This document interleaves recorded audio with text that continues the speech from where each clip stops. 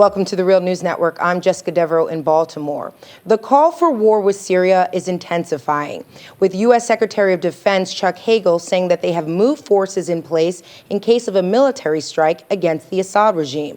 The same aggressive tone is being taken by British and French leaders, and the Arab League joined in, accusing the Syrian government of a mass killing last week with a chemical attack.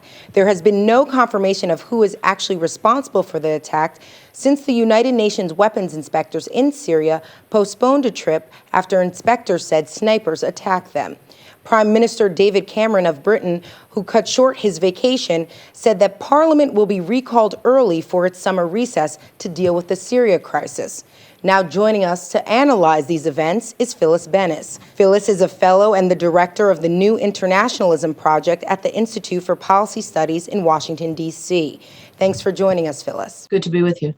So, Phyllis, what is your reaction to Chuck Hagel's comments as well as Kerry's comments related to direct military intervention in Syria? It's clear that we're at a very dangerous moment. We've seen up until now there's been a significant divide within the Obama administration between those urging and supporting and demanding some kind of military assault on Syria and those, including the president, crucially, who have seemed to be very reluctant. That seems to have changed in the last few days because of the political pressures growing out of the latest strike inside Syria that killed several hundred people. It was a horrific strike. It appears to have been chemical weapons, although we don't even know that for sure, and we certainly don't know for sure who carried it out. The military movements began actually last week, and when asked about it in State Department and other briefings, officials said that this was simply preparatory, that it's only in case the president decides to make a move, we'll be ready. But it's clearly a very threatening move, something that you could argue actually violates the United Nations Charter that prohibits not only the use of military force, unless it's authorized by the Security Council, but also prohibits threatening military force. So this kind of language could really be very problematic. This goes back to some degree to the so-called red lines that President Obama announced earlier last year.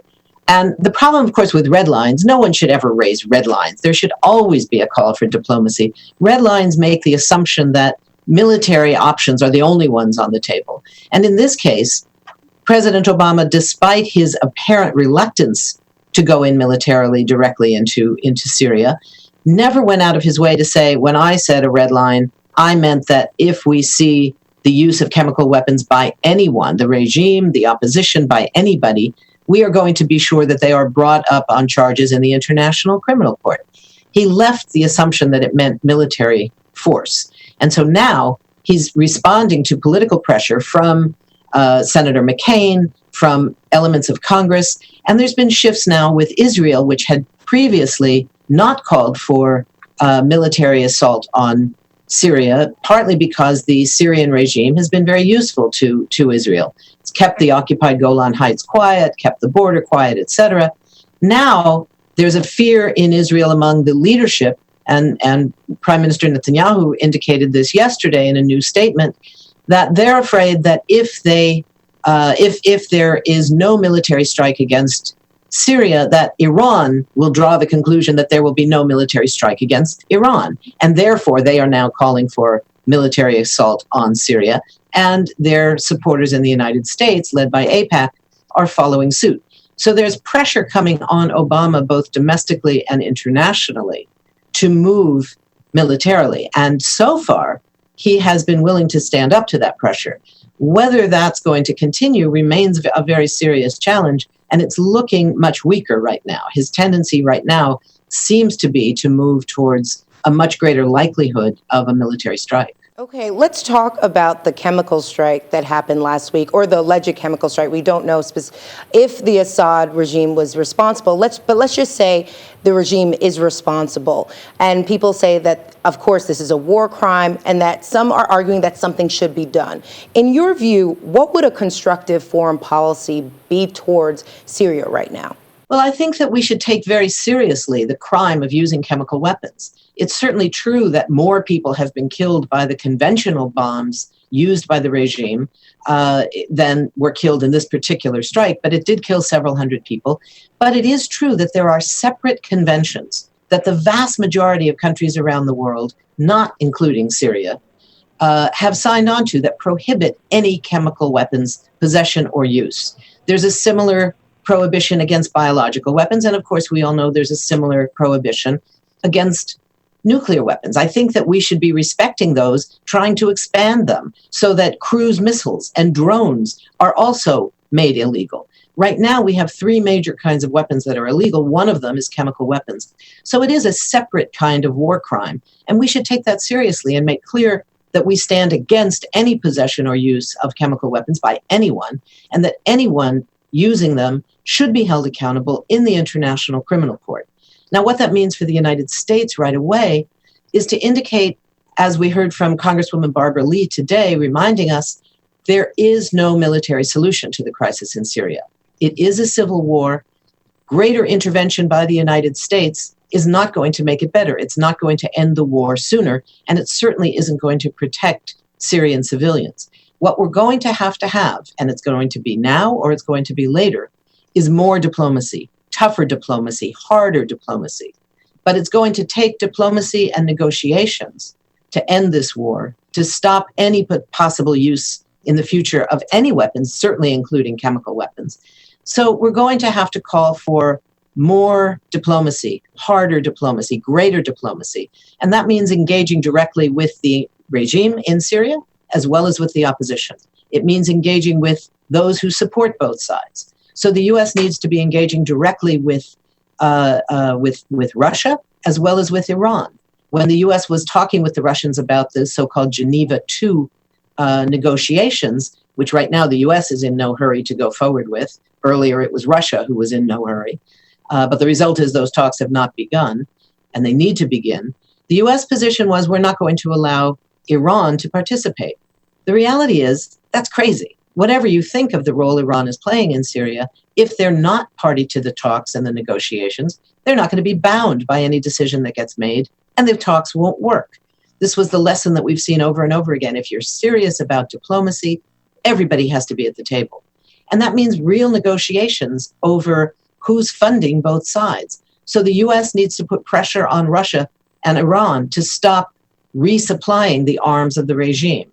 Russia and Iran presumably are going to put pressure on the United States, and frankly, we should be putting pressure on our government to not only not move any more towards direct military intervention on its own part, but also to make sure that its allies, Saudi Arabia, the UAE, Qatar, who are all funding and arming the opposition side, that they stop that as well. It doesn't mean it will end up even-handed and equal. There will still be far more weapons on the regime side.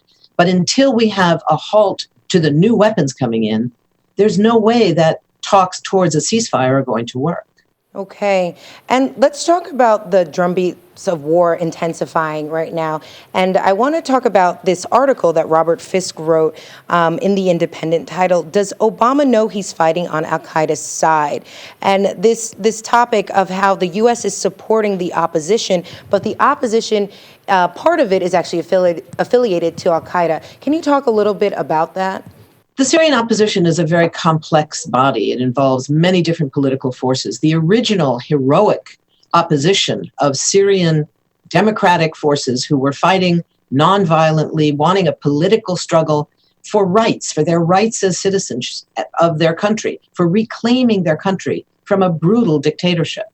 Those voices, unfortunately, have largely been silenced. The voices that we hear now are the voices of the armed opposition, mainly based in Turkey and in Jordan, mainly made up of exiles, and the Islamist opposition, which is by far the greater fighters inside the al-Nusra Front, for instance, the one that's most closely allied to Al-Qaeda, who has claimed their allegiance to Al-Qaeda, but a host of others.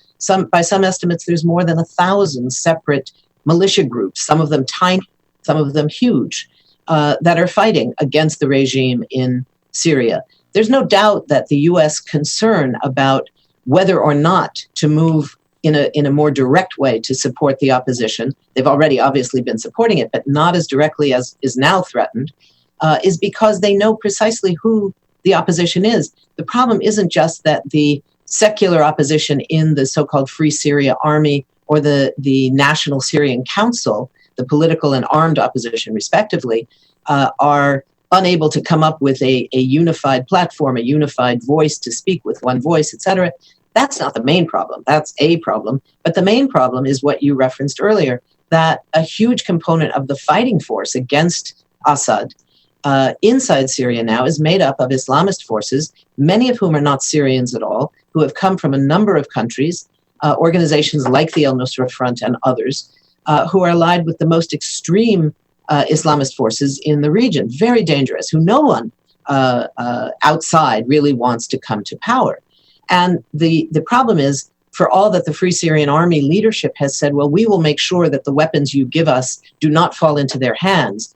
The reality is they have no capacity to do that. They don't have the fighting force of the other side. And the fighting within the opposition has been fierce and brutal, and many, many people have been killed. So, this is a very messy reality. That's a civil war, but it's not simply two sides. There are multiple wars going on within the opposition, as well as between the regime and the opposition. And there's also this sort of chess game that's being played as well between Russia, the United States, Russia and Iran, who are supporters of Assad, and you have the United States and the Gulf states who are allied in all of this, as well as France and Britain and so on and so forth. Can you just give our viewers a sense of why they should even care about Syria? Why are all these other players caring about Syria? What is their strategic importance in the region as well in the world? We need to be clear, there are 5 separate wars being fought in Syria, and unfortunately, the victim of all of them is the people of Syria.